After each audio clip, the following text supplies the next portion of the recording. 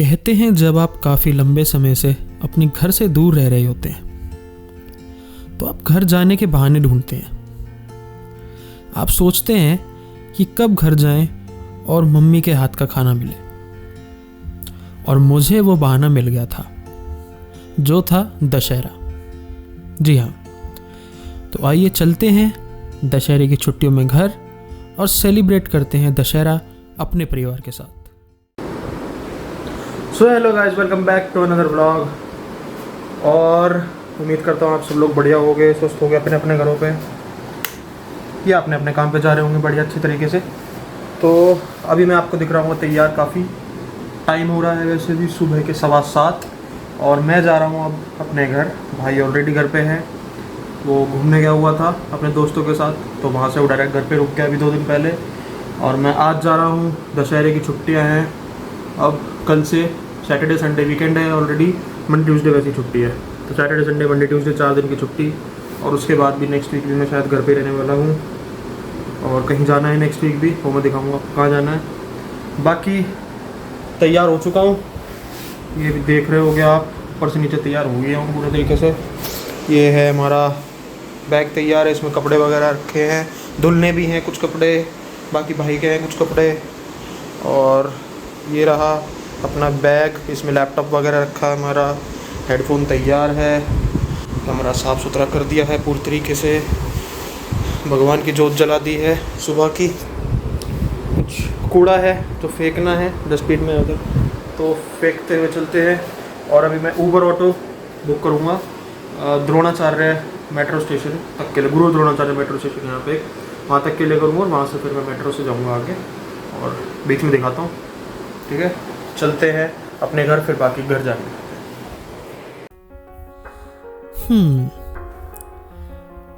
तो मैं finally Uber auto से आया गुरु द्रोणाचार्य मेट्रो स्टेशन पर। सुबह के बजे थे लगभग 7:30, पर भीड़ पूरी थी मेट्रो में। मैं भी साइड में खड़ा हो गया और बाहर के नज़ारों के मज़े लेने लगा। और मज़े लेते हुए मैं पहुंचा दिल्ली हाट मेट्रो स्टेशन, जहां से मैंने चेंज किया आनंद विहार मेट्रो स्टेशन के लिए। और वहाँ से ब्लू लाइन चेंज करके मैं पहुँचा कौशाम्बी मेट्रो स्टेशन।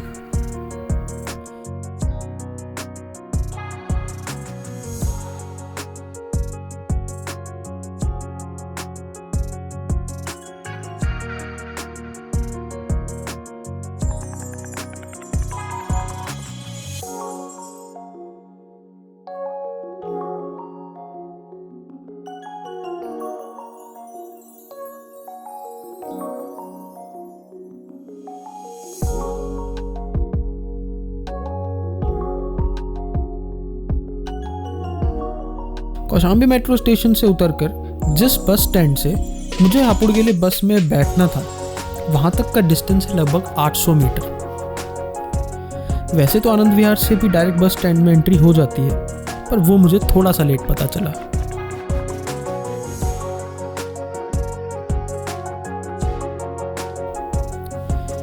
मेरी परछाई में आपको दिख रहा होगा कि मेरे पास 2 बैग हैं, एक शोल्डर पर और एक हाथ में, जिसमें था लैपटॉप। अब इतने सामान को लिए हुए मैं चल पड़ा बस स्टैंड की तरफ, जिसमें बीच में पड़ता है Pacific mall. Finally bus stand पर पहुंचा और अब मुझे ढूंढना था कि मुझे बस कहाँ से मिलेगी। थोड़ी सी मशक्क़त करी और फाइनली बस मुझे मिल ही गई।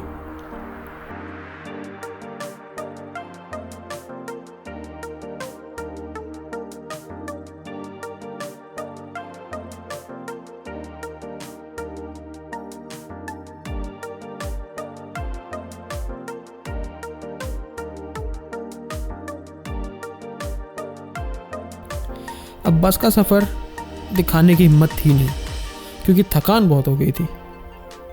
तो अब मिलते हैं सीधा हापुड़ बस स्टैंड पर।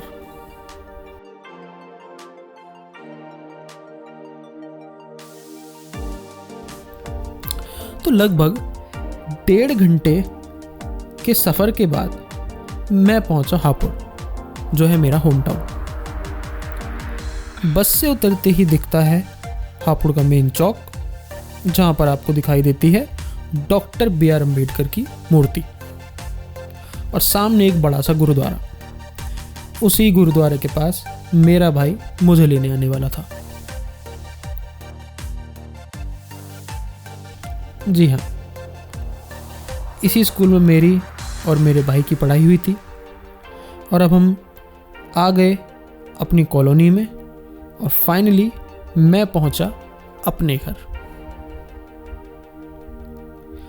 घर पहुंचकर जो फीलिंग आई वो मैं नहीं बता सकता। शायद वो लोग जो घर से दूर रहते हैं और मेरा व्लॉग देख रहे होंगे वो अच्छे से महसूस कर पाएंगे कि मैं क्या कहना चाह रहा हूँ। और ये है मम्मी के हाथ का खाना। मेरी एक डिमांड ही होती है जब भी मैं घर आता हूँ, अरहर की दाल, चावल और आलू के पराठे। और जो स्वाद था वो नहीं बताया जा सकता, इतना अच्छा था। तो फाइनली पेट पूजा करने के बाद मैंने करा थोड़ी देर रेस्ट और फिर करा ऑफिस का काम। थक कर रात को जल्दी सो गया और अगला दिन था सप्तमी का और मेरा था व्रत। मैं हमेशा से ही नवरात्रि में 2 व्रत जरूर रखता हूँ, या तो पहला और आखिरी मतलब अष्टमी का, या फिर सप्तमी और अष्टमी का।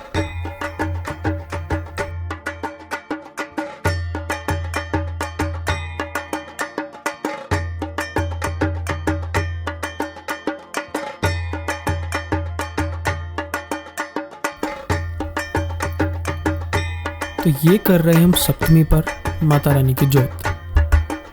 इस दिन माँ दुर्गा की 7वीं शक्ति माँ कालरात्रि की पूजा का विधान है। माँ कालरात्रि दुष्टों का विनाश करने के लिए जानी जाती है, इसलिए इनका नाम कालरात्रि है। अब दिन था शनिवार का, तो इस दिन शनिदेव की पूजा का भी विधान है। तो शनि भगवान को प्रसन्न करने के लिए शनिवार को पूजा पाठ और कुछ उपाय करने चाहिए। शनिदेव की पूजा का सही समय सूर्यास्त के बाद माना गया है।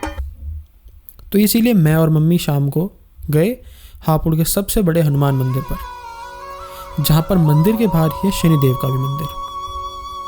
वहाँ पर हमने जोत जलाई और सरसों का तेल चढ़ाकर हम आ गए हनुमान मंदिर के अंदर हनुमान जी के दर्शन करने। दर्शन करने के बाद हम गए घर और फिर शाम की पूजा करके व्रत का खाना खाया और थोड़ी देर बाद चले गए सोने। अब ये जो नज़ारा आप देख रहे हैं ये हमारे घर के पास का ही है। गुड़गांव आने से पहले मैं और मेरा भाई हर रोज़ यहाँ घूमने आते थे और इस बार काफ़ी दिनों बाद से फिर से यहाँ आना हुआ। इसके आगे मैं व्लॉग नहीं बनाया। अगले दिन थी नवमी और बहुत ज़्यादा बिजी टाइम था। नवमी पर हमने सुबह कन्याएं बुलाई, हमने उनकी पूजा की और उनको खाने के लिए पूरी, चने की सब्जी और सूजी का हलवा दिया। और अब इस सब से फ्री होकर मैं भी बैठ गया खाना खाने और लग गया घर के कामों में। पर थोड़ी देर बाद पता चला कि मेरा वाईफाई नहीं चल रहा है।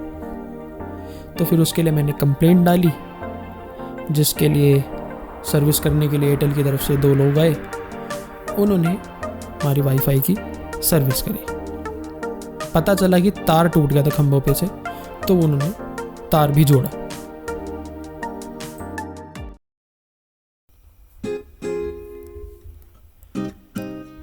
तो फाइनली अब वो दिन आ गया था जिनकी छुट्टियों के लिए हम घर पे आए थे। तो आज दशहरा है और आप जैसा देख रहे हैं कि मेरी मम्मी गोबर से दशहरा बना रही है। हिंदू धर्म में दशहरा एक प्रमुख त्यौहार माना जाता है। दशहरा असत्य पर सत्य की जीत के रूप में मनाया जाने वाला त्यौहार है। दशहरे का त्यौहार 9 दिनों तक चलने वाले शारदीय नवरात्रि के खत्म होने के अगले दिन मनाया जाता है। अश्विन मास के शुक्ल पक्ष की दशमी तिथि को इसका आयोजन होता है। भगवान राम ने इसी दिन रावण का वध किया था तथा देवी दुर्गा ने 9 रात्रि एवं 10 दिन के युद्ध के उपरांत महिषासुर पर विजय प्राप्त की थी, इसलिए इसे असत्य पर सत्य की विजय के रूप में मनाया जाता है। अब मम्मी जैसे अब देख रहे हैं कि दशहरा बना रही है मम्मी गोबर से, तो ये दशहरा बनाते हैं हम इसको पूजते हैं।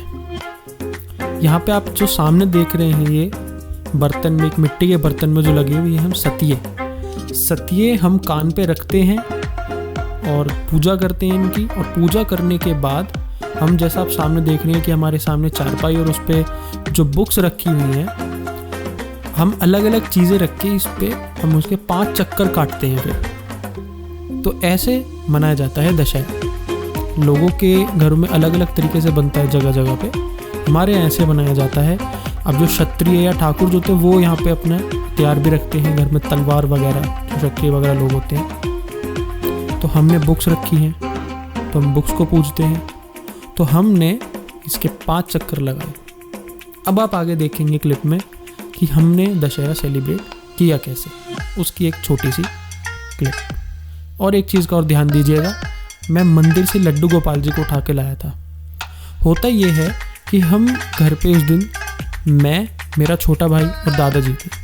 हम 3 लोग थे और 3 लोग कभी साथ में नहीं बैठते, तो इसलिए हम लड्डू गोपाल जी को लाए जिससे कि 4 लोग हो गए, वो भी हमारे घर का एक सदस्य है। फिर मैंने उनको भी हाथ में लेके और उनके साथ भी हमने 5 चक्कर काटे। अब इसमें आपने एक चीज़ देखी होगी, एक छोटी सी मूर्ति रखी हुई थी, तो वो मूर्ति थी सांझी माई की।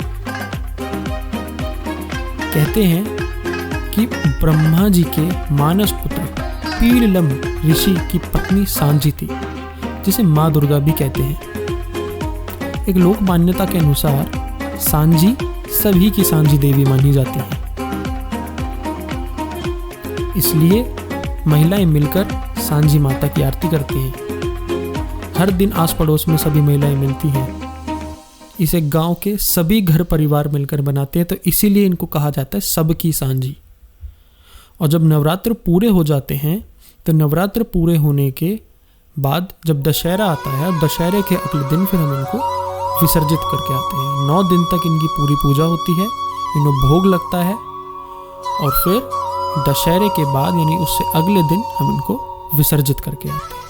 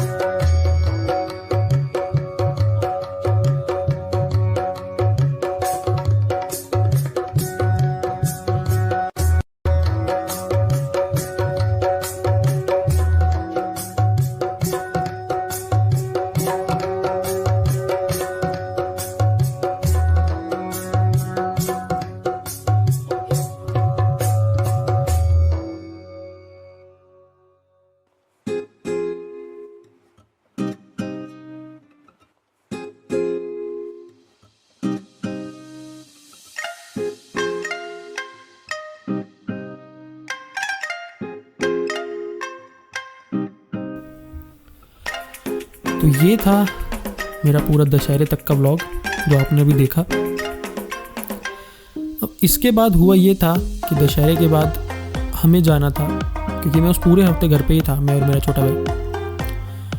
हमको जाना था आगे, हमारे भैया भाभी मेरी बुआ आई थी, उनके बच्चे आए थे, भैया के बच्चे दोनों। हमें उनके साथ जाना था मेहंदीपुर बालाजी और खाटू श्याम। वो जो यात्रा है वो देखेंगे आप अगले व्लॉग में, और इन्जॉय कीजिएगा। अगर आपको ये व्लॉग अच्छा लगा तो प्लीज़ चैनल को सब्सक्राइब करना नहीं भूलना है। बेल आइकन पर दबा दीजिए नोटिफिकेशन, जिससे कि आपको मिल जाए। और आप लोगों का बहुत अच्छा सपोर्ट चल रहा है, जिससे कि अभी तक हमारे 600 सब्सक्राइबर्स पार हो गए हैं। पिछले गाने पे बहुत अच्छा सपोर्ट मिला मुझे, ऐसे सपोर्ट बनाए रखिएगा, अभी बहुत लंबा रास्ता है।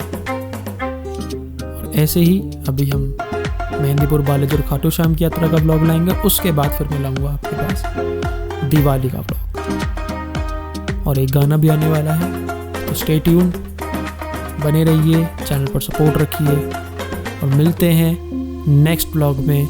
जय श्री राम।